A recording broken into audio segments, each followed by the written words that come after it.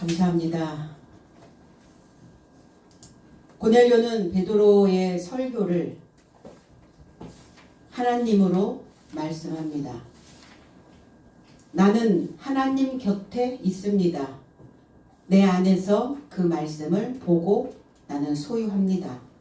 오늘 우리도 하나님의 말씀으로 알고 오늘 이 진리에 심취하는 귀한 시간 되시기를 바랍니다. 34절로 36절 그러자 베드로가 입을 열어 말하되 하나님은 외모를 취하는 자가 아니라는 것을 나는 진리에 접하여 심취하였으니 오히려 모든 열방 안에서 하나님을 경외하며 의를 노력하는 자는 하나님께서 그에게 환대하신다.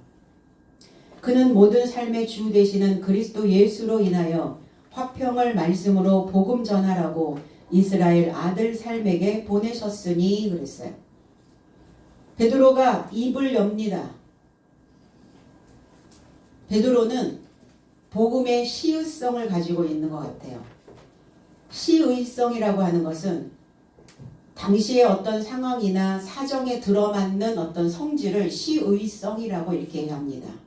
그러니까 핵심 포인트는 필요로 하는 것을 바로바로 충족할 수 있다는 것, 이것을 시의성이라고 이야기합니다. 그래서 때시, 마땅의, 성품성 이렇게 얘기하고 있거든요. 그러니까 당시의 상황이나 그 사정에 딱 맞는 어떤 의미. 우리가 어떤 상품을 구매할 때도 구매 전환율이라는 게 있거든요. 당장 물건이 필요한데 물건이 떨어졌어요. 그러면 우리는 어디에다가 물건을 사죠? 시의성이 있는 그 업체에다가 물건을 주문하게 되죠. 그러니까 바로 내일이면 도착, 뭐 새벽에 도착, 뭐 새벽 배송 막 이렇게 하는 그곳이 시의성이 있다라고 생각하는 거예요. 그래서 우리는 바로 내일 도착할 수 있는 새벽에 배송이 가능한 그 업체를 선택을 하는 것, 이것을 시의성이다 이렇게 얘기합니다. 그럼 복음에도 시의성이 있어야 된다는 거예요. 그 상황에 그리고 그 때에 맞게끔 무엇인가 내 삶과 진행이 같이 되어질 수 있도록 충족되어질 수 있는 복음이어야 되지 않을까. 오늘 베드로는 바로 이 시의성을 이야기하고 있습니다. 입을 열었는데 그냥 여는 게 아니라 고넬료가 딱 필요로 하는 것, 그리고 고넬료의 상황에 딱 맞는, 그리고 그 사정에 딱 맞는 어떤 의미 있는 말씀을 전달하고 있다는 겁니다. 그럼 오늘날 교회들이 이 복음의 시의성을 가지고 있어야 되지 않을까? 믿는 자들의 그 마음에, 그 상황에, 그 때에 맞게 그 말씀들이 전달되어져서 그 말씀이 그들의 삶과 맞물려 가야 된다는 것입니다. 그리고 우리 시온성 교회는 바로 이 말씀이 시의성이 있는 복음이다 라고 저는 장담하고 있습니다. 입을 열었어요. 입은 언어가 나오는 구멍이기도 하고 무기가 되어지는 곳이기도 합니다. 계시록 14장 5절에 그 입에 거짓말이 없고 흠이 없는 자들이더라. 하나님의 희생양에게 첫 열매로 사드려진 삶을 그 입에 거짓이 없다, 흠이 없다 이렇게 표현하고 있습니다. 제 해석은 그리고 저 삶의 입안에서 속임수가 발견되지 않았으니 왜냐하면 하나님 보좌 앞에 흠없는 삶이기 때문이다 그랬어요. 하나님 보좌 앞에 흠이 없는 삶이 되어지려면 십자가로 화목제사를 드려야 된다는 거예요. 그래야 거룩하고 흠없고 책망할 것이 없는, 그래서 그 열매로 나왔을 때 하나님께서 그 열매를 구매할 수 있도록 사들일 수 있는 열매여야 된다는 거예요.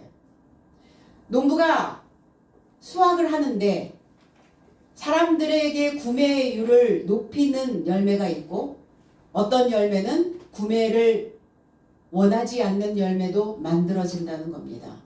우리가 신앙생활을 한다는 것은 뭐냐? 열매 되어지는 건데 그 열매로 사들여져야 된다는 거예요. 하나님께서 나의 열매를 사들이시면 저와 여러분들의 삶에 부유함이 만들어질 수 있다는 겁니다. 히브리어로 넘어가면 이 단어는 패라는 단어를 만들어냅니다. 잠언서 19장 24절에 게으른 자는 자기의 손을 그릇에 넣고서도 입으로 올리기를 괴로워하느니라. 게으른 자, 빈둥거리는 자, 나태한 자를 이야기하고 있습니다. 손을 그릇에 넣고도 손은 힘을 이야기하고 있어요. 손은 수단을 이야기하고 있고 손은 방향을 이야기하고 있고 손은 무엇인가를 주기도 하고 무엇인가를 받기도 하는 곳을 손이라고 이야기합니다. 그가 가지고 있는 그 힘을 저장해 놓고 그가 가지고 있는 그 관대함을 저장해 놓고도 그릇은 뭐 하는 곳이냐? 저장하는 곳입니다. 그 저장소가 어디에 있느냐? 가슴에 있다는 거예요. 우리의 가슴은 그릇과 같습니다. 뭘 담죠 항상. 뭘 저장해 놓죠. 그래서 저장되어진 대로 뿜어져 나가는 거예요. 그 힘을, 그 법을 그 가슴에 저장해 놓고 저장해 놓았다라는 것은 그 위에 덮어놓고도 입으로 올리기를. 자, 올린다는 것은 내가 지금까지 늘 사용했던 낡은 것이 아니라 새로운 것을 올리는 거예요. 새로운 것을 퍼 올리는 겁니다. 내 안에 한 번도 사용하지 않았던 새로운 것들을 올리기를, 새로운 것을 지불하기를, 새롭게 만들어지는 것을 보답하기를 괴로워한다. 아니다. 안 하고 있다는 거예요. 못하는가 안 하는가. 못하는 건 우리의 가슴에 저장되어진 게 없기 때문에 못하는 것이고 안 하는 건 게으르기 때문에 새로운 것으로 보답하지 않는다는 겁니다. 나태한 자죠. 말씀이 들어가면 뭐 할 거예요? 가슴에 들어가면 뭐 할 겁니까? 근데 가슴이 쭉 민자 가슴이 있어요. 담겨지질 않아요. 근데 이 가슴은 굽어져야 되거든요. 그릇은 굽어져야 되죠. 굽어질 수 있도록 구워져야 된다는 거예요. 그럼 굽어질 수 있도록 구워지지 않은 자들은 저장되어지지 않겠죠. 그러니까 저장되어져 있지 않으니까 그 삶은 아니야. 로라는 단어죠. 아니야. 전혀 아니야. 아무것도 아니야. 그래서 있는 듯 없는 듯 살아가는 인생이. 자기의 존재감이 드러나지 않는 자. 열어야 합니다. 그래서 가슴에 담겨진 것들을 입을 통해서 열어야죠. 베드로는 열었습니다. 파타흐라고 하는 단어가 히브리어에서 온 단어입니다. 개방하는 거예요. 누설하는 겁니다. 펼치는 겁니다. 창세기 7장 11절로 12절에는 노아가 600세 되던 해 둘째 달 곧 그 달 12된 날이라 그날에 큰 기품의 샘들이 터지며 하늘의 창문들이 열려 40주야를 비가 땅에 쏟아졌더라. 노아라고 하는 의미는 정착하다, 안전하다, 안식하다, 쉬다라는 의미를 가지고 있어요. 이제 드디어 노아 때에 정착하기 시작합니다. 노아의 606이라고 하는 단어가 나왔어요. 6, 빛나다, 백합, 나팔 이런 의미를 가지고 있죠. 또 이 단어는 희게하다, 표백하다, 하얀 대리석 이런 의미를 가지고 있고 또 절멸시키다 라는 의미도 가지고 있습니다.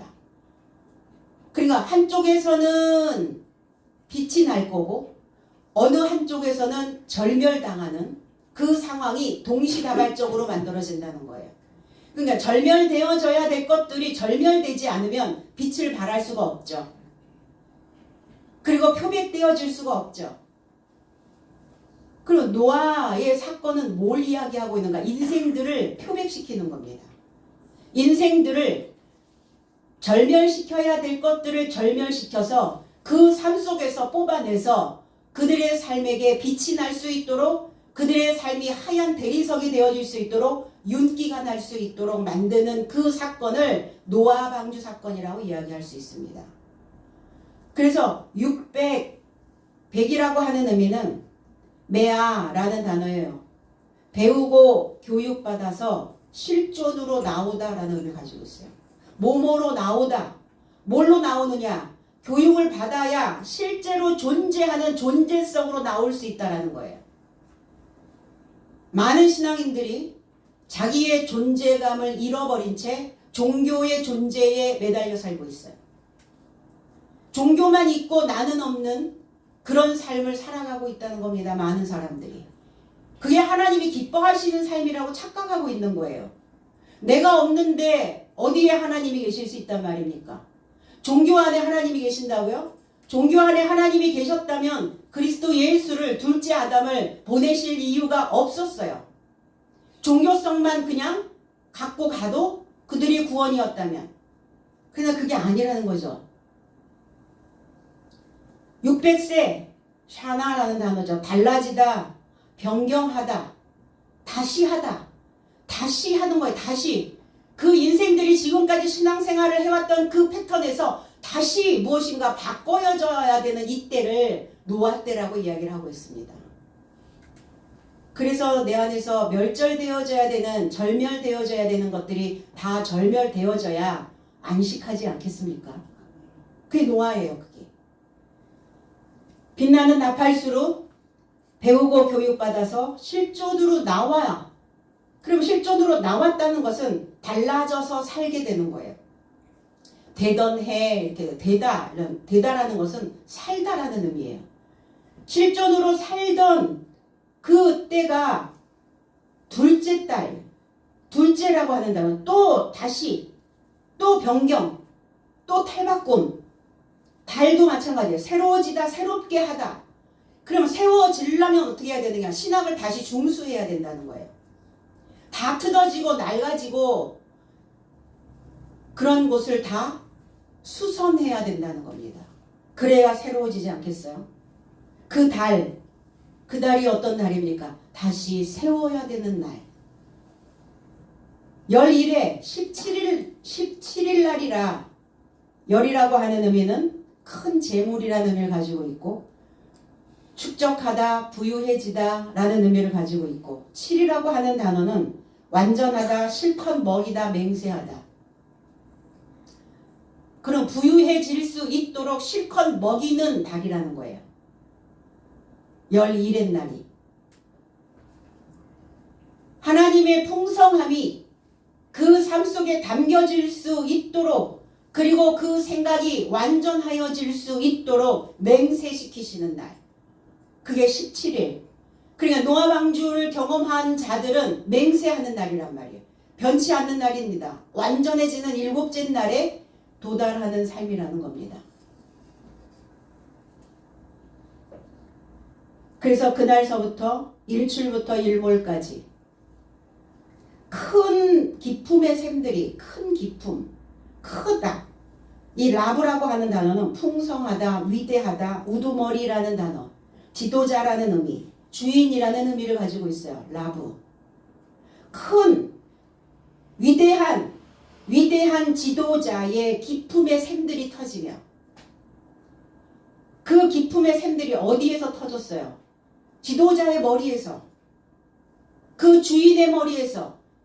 지금 베드로가 입을 여는 것처럼 그 기품 샘들이 터지며 하늘의 창문들이 열려 그랬어요. 깊음, 지하의 물이죠. 깊은 심형. 근데 그 물이 올라오면 사람들의 마음을 격동시킵니다. 격동시킬 수 있는 살아있는 물이어야 된다는 거예요. 그 샘들이, 그 물들이 터졌다고요. 찢어졌다고요. 틈을 만들었다고요. 틈이 있어야 들어가죠. 너무 빽빽하면 들어갈 틈이 없어요. 그러니까 이 물들이, 깊은 물들이 터졌어요. 그러면서 쪼개져 나가는 거예요. 찢는 거예요. 우린 그런 표현들 요즘 많이 하죠. 무대를 찢었다. 뭘 찢었다. 이런 표현을 많이 해요. 도대체 그게 무슨 표현인가? 무대를 어떻게 찢었다는 말인가? 사람들의 마음에 스며들게 했다는 거예요. 사람들의 생각을 쪼개냈다는 거예요. 사람들에게 틈을 만들어줬다는 게, 그 무대가 받아들여질 수 있도록 틈이 벌어졌다는 겁니다. 하늘의 창들, 굴뚝과 같은 겁니다. 수문과 같은 거예요. 배수구가 있는 나가는 구멍입니다. 입이에요. 배수구. 하늘의 창. 높다라는 뜻이에요. 높은 지도자의 그 창이 이 입을 통해서 지금 열려지고 있는 겁니다.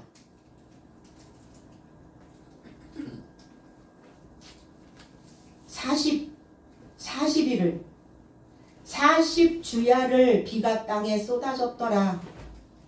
40사지를 쭉 뻗다 납작하게 엎드리다 접합하다. 낮에도 밤에도 비가 격렬하게 퍼붓는 그냥 가랑비가 아니에요. 이슬비 수준이 아니라는 겁니다. 그냥 격렬하게 소나기가 그냥 퍼붓는 거예요. 하늘에서. 어디에? 땅에. 그 땅은 어떤 땅입니까? 황폐한 채로 있고 텅 비어있는 상태로 있고 구별할 수 없는 무지한 상태로 있는 죽어있는 땅입니다. 그래서 혼돈하고 공허하고 흑암이 깊음 위에 있는 이 땅에 쏟아지고 있다는 거예요. 쏟아졌더라. 존재하더라. 거기에서 살기를 소망하고 있더라. 무엇이 그 비가 그 땅에서 존재하기를 소망하고 있다는 거예요. 베드로서 2장 5절에는 옛 세상을 용서치 아니하시고 오직 의를 전파하는 노아와 그 7 식구를 보존하시고 경건하지 아니한 자들의 세상에 홍수를 내리셨으며 그랬어요. 원어 재해석은 그가 시작한 세상을 아끼지 않았으니 오히려 의의 전도자 8째 노아를 보존하시고 경건치 아니한 삶의 세상에 홍수를 가져왔으며 그랬어요. 베드로는 노아 사건에 대하여 이렇게 다시 한번 언급하고 갑니다. 노아의 7 식구가 아니에요. 영어 성경에도 H라고 나와 있는데 왜 개역 성경만 7이라는 단어를 계속 이렇게 반복해서 해석을 하고 있는지 모르겠어요. 영어 성경만 봐도 8이라고 하는 단어가 나와 있는데 7 식구라고 하는 이 단어의 헬라어의 옥도오스라고 하는 단어는 8번째라고 하는 서수입니다. 기수가 아니에요. 7이 아닙니다. 8번째. 기수는 어떻게 세죠? 1, 2, 3, 4, 5, 6, 7 이렇게 세죠. 서수는 첫째, 둘째, 셋째, 넷째 이렇게 서수는 세잖아요. 이게 서수라고요. 기수가 아니라 서수. 창세기 1장 5절에는 첫째 날이니라. 이게 기수니까 첫째 날은 첫째가 아니라 한 날이니라. 이렇게 해석을 하는 게 맞고. 그럼 이 노아의 사건이 무슨 사건이란 말인가? 이 사건이 신약의 사건과 만나죠. 마태복음 24장 37절에는 노아의 날 삶과 꼭 같으니 인자의 출현도 이와 같을 것이다.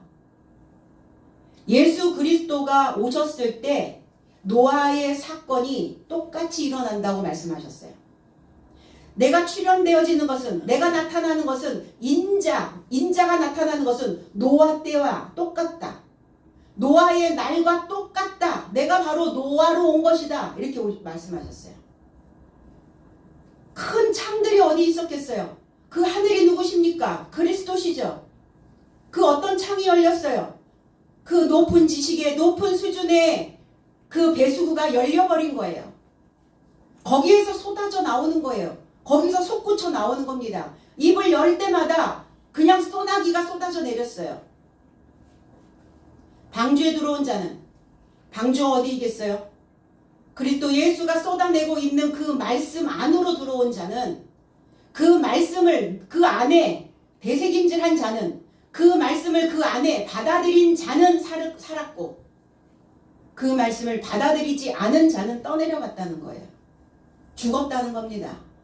그러니까 너희들이 종교성은 강한데 넌 죽었다 이거예요. 넌 죽어있다. 살아있지 않다라는 거예요.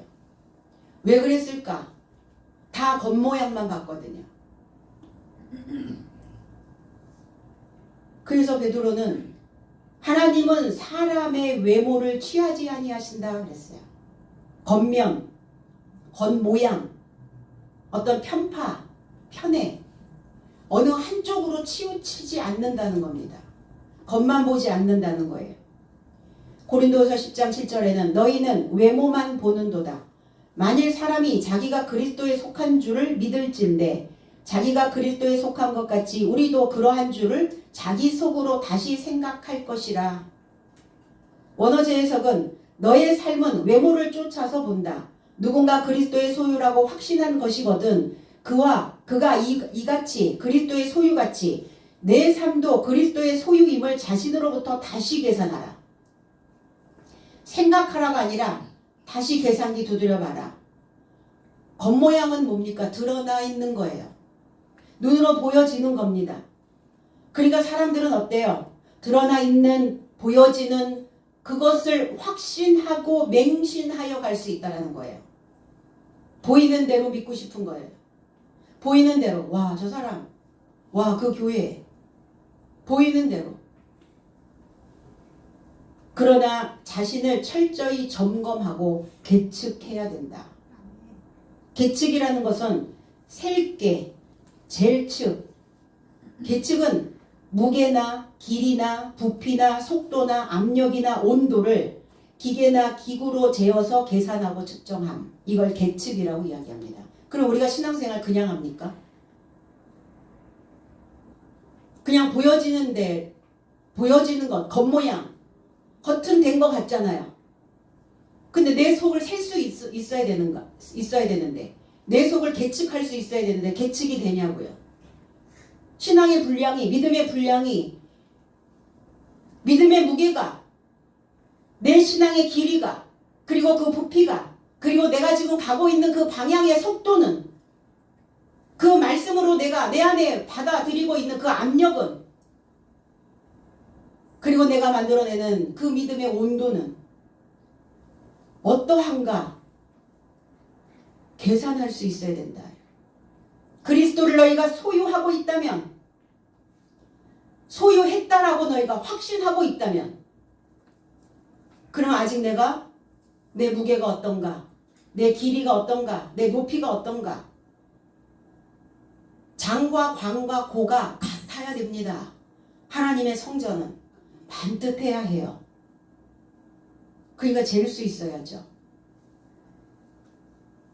야고보서 2장 9절에는 만일 너희가 외모로 사람을 취한다면 죄를 짓는 것이니 율법이 너희를 범죄자로 정하리라.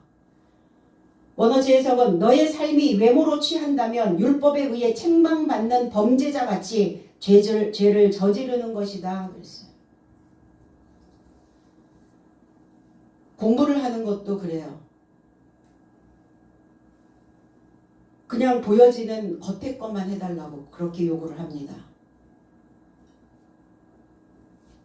학생들의 수준이 그 수준에 도달하지 못하니까 그냥 교수님은 보여지는 그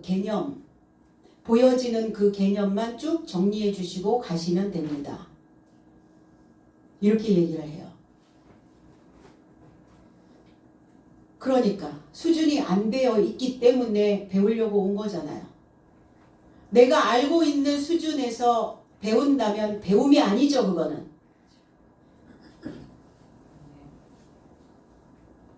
그거를 요구하고 그거를 요구받는 가르치는 자들은 또 그대로 따라야 하고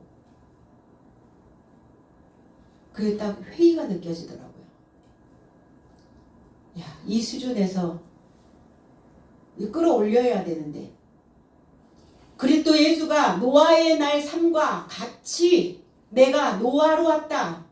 노아의 날이 내가 나타나는 그 순간 노아의 그 방주 사건이 홍수 사건이 일어난다라고 말씀하고 있는 거예요. 그리고 쏟아 부으면 퍼부으면 감당이 안 되는 거예요. 그 메시지가. 그냥 보여지는 겉모양에 맞춰서 신앙생활 하겠다는 거예요. 그냥 잔잔하게 폭풍우 말고 소나비 말고 내리는 듯 내리지 않는 듯 그 이슬비처럼 그렇게 살포시 달라질 수 있을까? 변경될 수 있을까?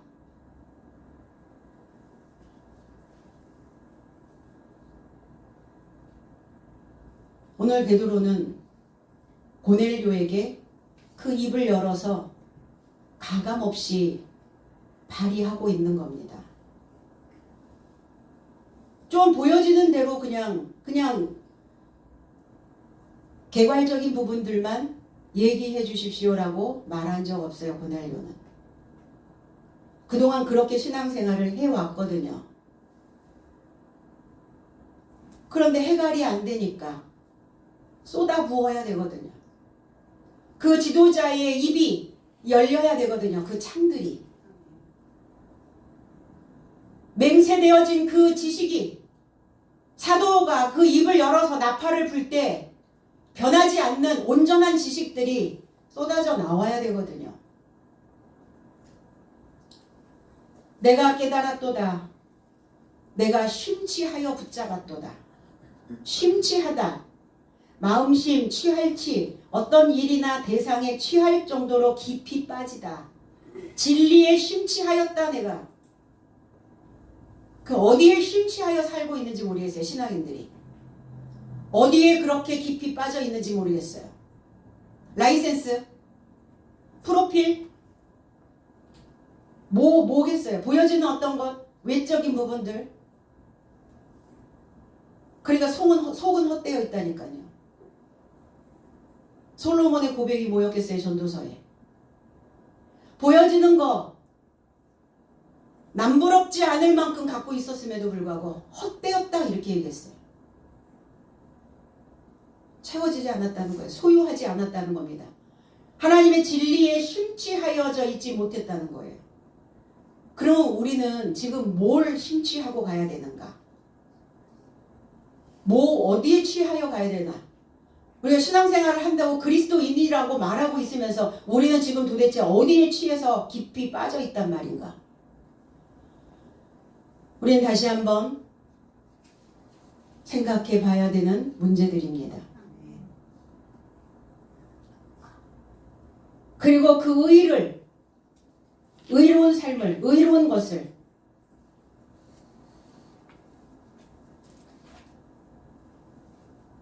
열방 안에서 다른 사람을 하나님을 경외하며 의를 노력하는 자.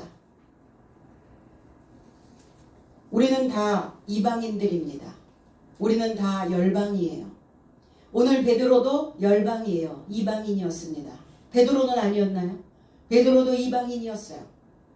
하나님을 알아가고 하나님을 배워가면서 이제 열방의 삶에서 그리스도를 소유하게 된 자는 이방인이 아니라 하나님의 백성이 되어진 겁니다. 우리가 하나님에 대하여 알지 못하고 인지하지 못하고 깨닫지 못하고 심취하지 못하고 진리가 무엇인지를 접하지 못하고 있다면 다 열방들입니다. 그러니까 그 열방의 삶은 뭘 해야 되는가? 노력해야 된다고요. 의를 노력하는 자. 그냥 노력하는 자에게는 못 이기는 거죠. 의가 뭐냐? 흠 없다고 여기다. 공정하다. 칭의. 이렇게 표현합니다. 마태복음 6장 33절에 원어 재해석은 너의 삶은 먼저 그의 나라와 그의 의를 찾으라.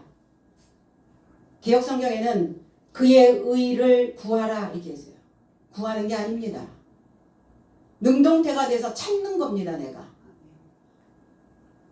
그리하면 너의 삶에게 이 모든 삶을 더하게 될 것이다. 너의 삶에게 이 모든 삶을, 그 모든 삶이 뭡니까? 하나님의 나라죠. 그 모든 삶이 누굽니까? 그리스도 예수시죠. 그 모든 삶이 뭡니까? 창세기서부터 계시록 말씀이죠. 하나님의 나라가 어느 때에 오냐고 바리새인이 물어봅니다. 예수께. 그러니까 주님은 여기 보아라 저기 보아라 말하지 못합니다. 하나님의 나라는 너의 삶 안에 있다. 이렇게 표현하셨어요. 내 안이, 내 속이. 내 안이 하나님의 나라래요. 그럼 내 속에 하나님의 나라가 세워졌는지 아니면 사탄의 나라가 세워졌는지 내가 누구의 소유로 신앙생활을 하고 있는지 알 거예요. 겉모양만 보고 신앙생활을 하고 있다면 하나님의 나라가 아닌 거죠. 그러나 내 속이 단단히 그 말씀으로 인하여 단단히 다져지고 있다면 하나님의 나라인 거죠. 무엇이 중요합니까? 겉이요? 아니면 속이요? 속이죠. 내 안이죠, 내 안.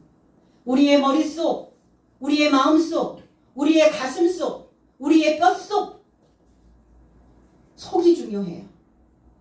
속이 있니 없니? 이렇게 표현하죠. 속이 없는 사람이 없어요. 속은 다 있어요. 속은 있는데 그 속이 누구의 것이냐예요. 하나님의 것이냐 아니면 이 세상의 초등학문을 지배하고 있는 자의 것이냐.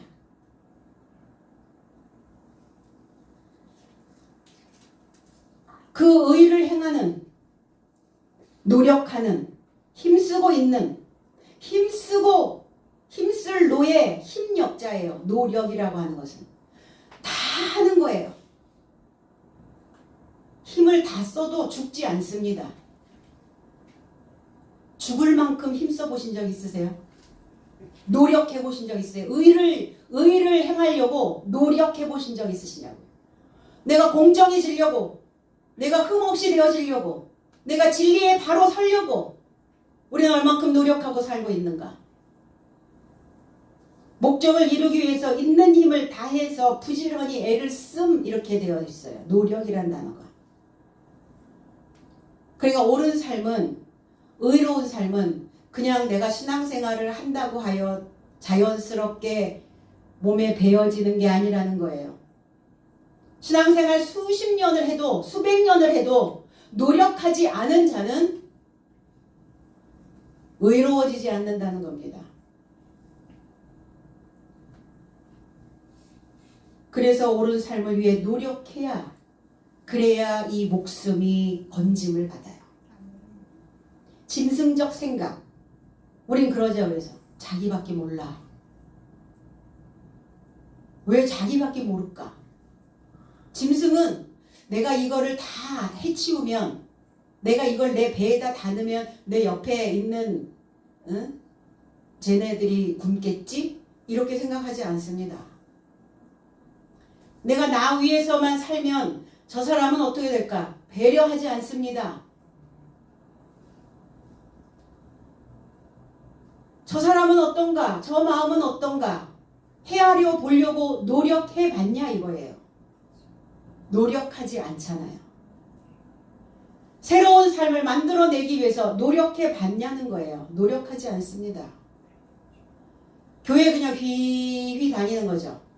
내 마음에 드는 곳 찾아서 여기 저기 휘휘 다니는 거예요. 그게 무슨 노력이 필요합니까? 그게? 무슨 노력이 필요해요? 그게? 그 애를 씀이 뭐가 필요합니까? 내가 거룩해지기 위해서 공정한 삶을 살려고, 어느 한쪽으로 치우치지 않으려고, 믿음으로 말씀으로 내가 딱 균형을 잡으려고 얼마만큼 노력을 기울였냐는 거예요. 노력하고 애쓰고 싶지 않아서 휘휘 여행 다니는 거예요. 교회 쇼핑 다니냐, 교회 쇼핑.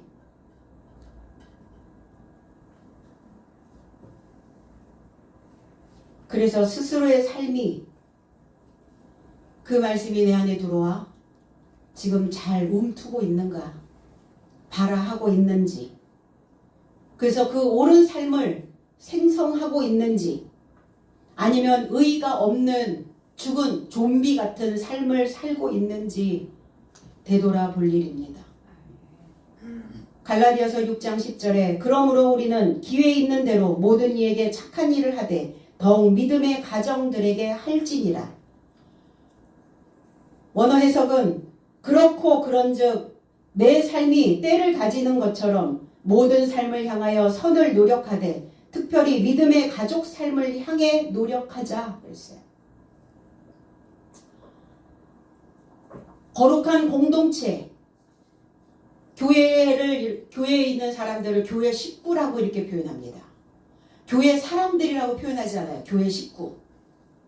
그러면 이 교회, 하나님의 가족, 이 믿음의 공동체, 이 믿음의 가족을 향해서 그들이 공정하게 되어질 수 있도록, 평형을 이루며 갈 수 있도록, 거룩해질 수 있도록, 깨끗해질 수 있도록, 흠없이 될 수 있도록. 자, 흠집이 생기면 어때요? 스크래치가 나죠. 뭐가 이렇게 파인단 말이에요. 스크래치는 뭐가 이렇게 파요. 다 우리는 스크래치 난 인생들이었어요. 그래서 우리가 신앙생활 안에서 그 스크래치를, 흠집을 없애는 거예요. 없애려면 뭐 하셔야 돼요? 새살이 올라와야지 없어지죠. 거기가 메꿔져야 없어지죠. 가끔 이렇게 길을 가다 보면 찌그러진 차 펴드립니다. 그 현수막을 가끔 봐요. 찌그러진 차를 어떻게 핀단 말인가. 궁금하기도 해요. 두드리겠죠. 안팎으로 두드려서 평형을 만들겠죠. 진리가 채워져야, 그래야 메꿔지죠.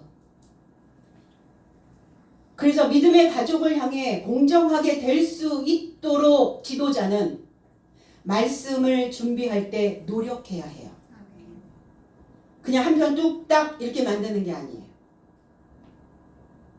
20시간을 이상, 20시간. 하루를 꼬박, 하루만 합니까?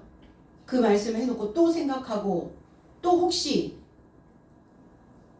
잘못 연결되어져 있는 것은 없나 또 다시 생각해보고 또 다듬어내고. 왜? 교회 식구들이 먹어야 되는 양식이니까. 그들이 그 양식으로 인하여 그 스크래치가, 그 흠집들이 메꿔질 수 있도록 노력하는 겁니다. 좋은 씨를 뿌려서 자기 때에 수확할 수 있도록, 그래서 각자의 과업을 짊어질 수 있도록 그 말씀을 준비하는 모든 과정에서 노력해야 된다는 거예요. 뭐 하지 않도록? 분식 회계가 되지 않도록. 기업의 분식 회계는 범죄에 해당됩니다. 파렴치한 범죄. 그러니까 장부상에 자산이나 이익을 속이고 기재하는 것을 분식회계라고 이렇게 얘기해요. 신뢰를 무너뜨리고 결국 기업에 심각한 손해를 입히기 때문이다. 창고에 자재가 하나도 없는데 자재가 많이 있다고 기재하는 거예요. 분명히 기업에 마이너스가 됐는데 적자를 봤는데 흑자라고 기재를 하는 거예요. 왜? 그래야 대출을 받을 수 있거든요. 그 기업의 경영이 부실하다 그러면 대출을 해주지 않습니다. 그러니까 기업들은 분식회계를 하는 거예요. 사기와 같은 행위죠. 이것을 분식회계다 이렇게 표현합니다. 그러면 신앙생활에 분식회계는 없습니까? 교회에 분식회계는 없어요? 이 분식이라고 하는 의미는 꾸밀 뿐, 꾸밀식이라는 단어예요. 코스메틱. 화장이라는 단어, 화장. 분칠하는 거예요. 배우들이 얼굴에 가면을 쓰듯이 페르소나 하듯이 분칠하는, 그걸 분을 칠해서 꾸미는 행위. 그러니까 속은 잘 못 보죠. 그 민낯을 잘 못 본단 말이에요. 그 속사정을 잘 못 보게끔 이렇게 분식하고 있다는 거예요. 믿음의 분식, 휘칠한 무덤, 그게 분식이에요. 속이지 말아요. 거짓말 시키지 말라. 사기치지 마라. 너희는 사기 집단 아니냐. 사기 집단. 바리새인 서기관들, 대제사장, 장로된 삶에게 주님은 그렇게 말씀하셨거든요. 너희는 휘칠한 무덤이야. 너희들 지금 다 화장하고 있잖아. 지금 다 꾸미고 있잖아. 스스로 믿음이 있는 것처럼 분장하고 겉을 꾸며서 남을 속이는 그 분식을 하지 않도록 그게 다 이중장부 만들어가지고 등등해. 세상은 그럴지라도 교회는 그러면 안 되죠. 교회에서는 비리나 부정이나 이런 분식회계가 있어서는 안 되는 거예요. 그건 더 이상의 교회의 역할을, 교회의 기능을 상실한 곳입니다. 그러면 지도자가 교회에 나오는 그들을 식구라고 생각할까요? 식구라고 생각하지 않습니다. 뭘로 보여요? 쩐으로 보이겠죠. 쩐으로.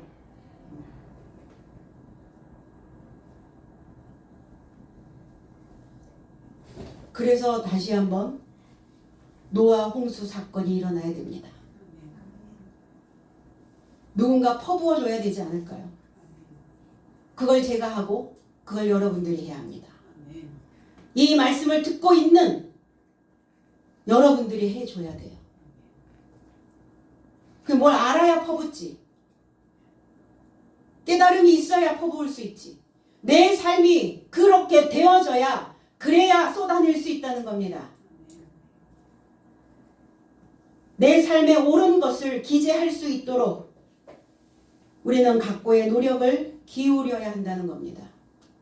오늘 고넬료는 옳은 것을 기록할 수 있도록 그 의를 노력했다는 거예요. 그리고 그 삶을 받으시는 줄을, 환대하신다는 것을, 영접하신다는 것을, 호의를 갖고 계신다는 것을 깨달았다고. 마태복음 10장 40절에 너희를 영접하는 자는 나를 영접하는 것이요 나를 영접하는 자는 나 보내신 이를 영접하는 것이니라. 원어 해석은 너의 삶을 환대하는 자는 나를 환대하는 것이요 나를 환대하는 자는 나를 파견하신 분을 환대하는 것이다. 환대라고 하는 의미는 기뻐할 환, 기다릴 때, 기뻐하고 기다리고 있는, 반갑고 기쁘게 맞아서 후하게 대접하다. 이게 환대죠. 말씀 듣기를 무시하는 자는 하나님을 무시하는 거예요. 말씀의 내용을 무시하고 있는 자는, 말씀의 겉모양만 알기를 원하는 자는 하나님을 무시하는 자다. 진리를 환대하고 있다면 하나님을 환대하고 있는 것이다. 그게 무슨 내용인지, 그 뜻이 무슨 뜻인지, 이 뜻을 알고자 한다면 나를 환대하는 것이요 나를 환대하는 것은 나를 보내신 분을 환대하고 있는 것이다.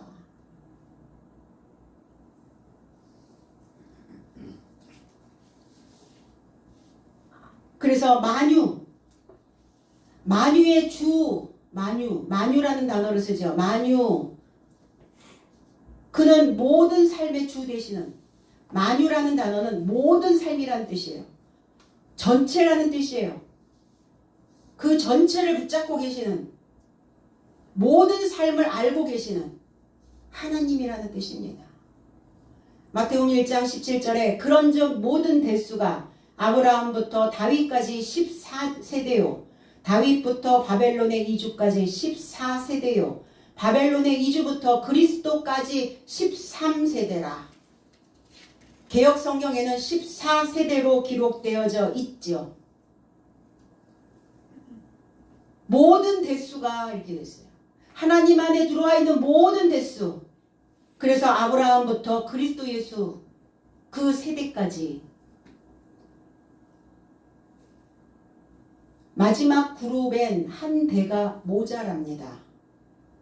14대, 14대, 14대라고 기록되어져 있는데 아무리 10번, 100번을 세워봐도 한 대가 모자라요. 아니 성경을 해석하는, 성경을 기록하는 이 학자들이 왜 그거 안 세워볼까? 그냥 기록되어져 있는 그대로 그냥 뺏겨서 옮기기만 하면 됩니까? 확인하고 옮겨야죠. 그러니까 벌써 기울게 되어진단 말이에요. 기울어져요. 대수가 하나 없잖아요. 이걸 뭘로 설명할 거냐고요. 한 대가 모자라는데 이 자는 누구냐고요. 이 모자라고 있는 이 자가 누구냐고. 그러니까 6천년서부터 창세기서부터 계시록 이 말씀은 6천년서부터 말씀이 기록되어진 이 메시지는 저와 여러분들의 구원을 받는 구속사임에 분명하다고요. 그 한 대에 누구든 들어가는 거예요. 진리 안에 진리를 접하고자 하는, 진리를 노력하고 있는 자, 의를 노력하고 있는 자 모두는 그 한 대 속에 들어가는 겁니다. 그들이 제자요, 그들이 사도요, 그들이 지파요. 2023년에 이 말씀을 듣고 있는 저와 여러분들이라는 겁니다. 굉장히 중요한 이 저와 여러분의 탄생의 책입니다. 마태복음 1장부터 17절까지는. 그리스도 예수로 관통되어지는 화평.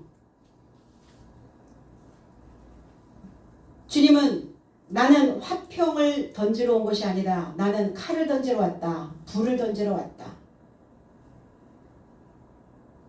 그런데 전쟁이 끝난 후에 화평이죠. 빌립보서 4장 7절에는 그리하면 모든 지각에 뛰어난 하나님의 평강이 그리스도 예수 안에서 너희 마음과 생각을 지키시리라.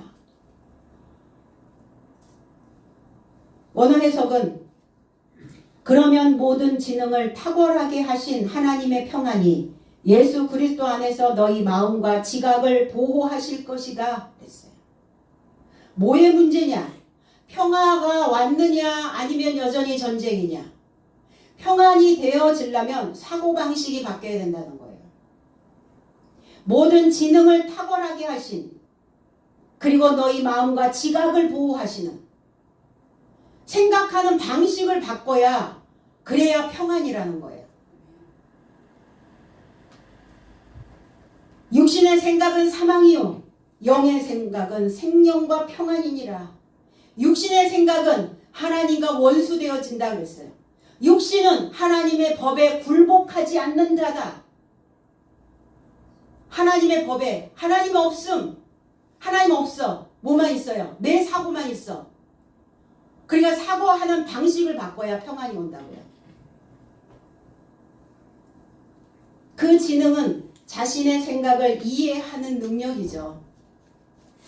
IQ냐, EQ냐, 뭐 AQ, JQ냐, 뭐 SQ냐, 뭐 이렇게 많죠. 그런데 현대인은 AQ가 높아야 해요. AQ는 A라고 하는 단어, Adversity, Quotient. Adversity라고 하는 그 A는 역경이란 뜻이에요. 역경. 그래서 현대인들은 어떤 지수가 높아야 되냐면, 어떤 지능이 높아야 되냐면 역경 지능이 높아야 돼요. Adversity, Quotient, AQ. 그걸 AQ라고 얘기해요. 역경 지수. 그 역경 지수가 높은 사람들은 이겨내는 힘이 있어요. 역경이 왔어. 고난이 왔어. 거기에 굴복하지 않는다는 거예요. 그 지능, 그 지각, 그 합리적인 판단, 목표를 성취하는 능력, 노력, 이게 AQ예요. 그러니까 그리스도인들은 다 이게 어떤 것보다 AQ가 강해야 해요. 그러니까 주님의 가르치심은 AQ가 높아질 수 있도록 고난이 너희에게는 유익이 될 것이다. 역경을 넘으면 넘는 만큼 너희들이 원하는 그 삶의 모양이, 삶의 목표가 만들어질 것이다. 그리고 지각이, 그 지능이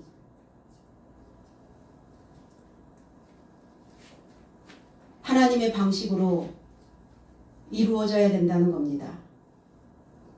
그래서 AQ가 높으면 평안한 삶을 되찾아와요. 평안 다 뺏기셨죠?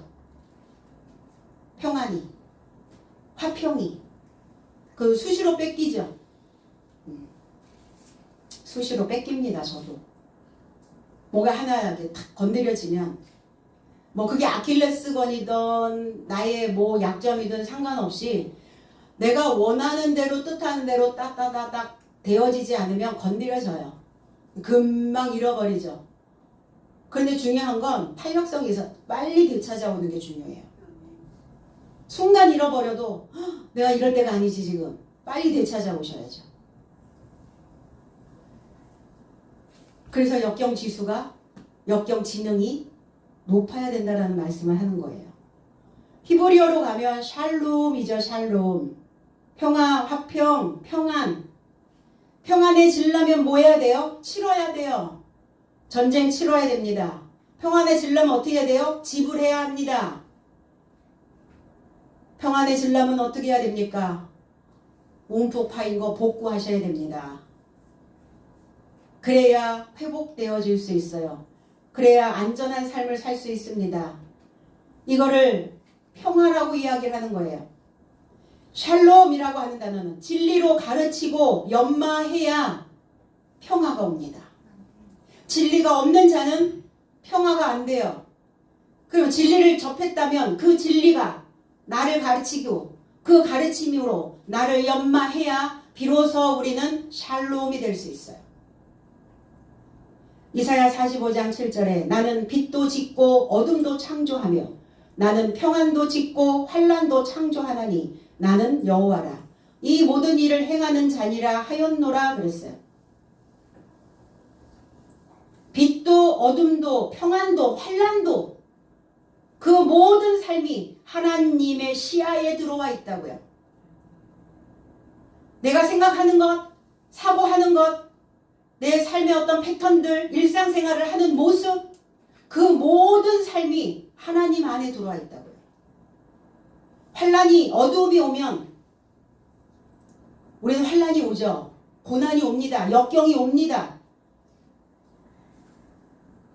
그래 덜컹거리죠. 그럴 때 빨리 내가 주인한테 지불해야 되는 게 있나 보다. 지불한다고 생각하셔야 돼요. 그래야 마음이 평안해져요. 나의 삶을 회복시키려고 그 값을 치르라고 하시나 보다. 이렇게 생각하면 잔잔해집니다. 근데 불평, 원망 이런 마음들은 성난 파도가 돼서 나를 삼키려고 달려들죠. 그러니까 방식을 바꾸는 거예요. 고난이 오면, 환난이 오면, 어두움이 오면 대가를 치르는구나 지금. 지불하고 있구나. 그리고 지불하고 나면 대가 치르고 나면 당연히 평화죠. 당연히 회복이죠. 당연히 복구되죠. 당연히 잔잔케 되죠.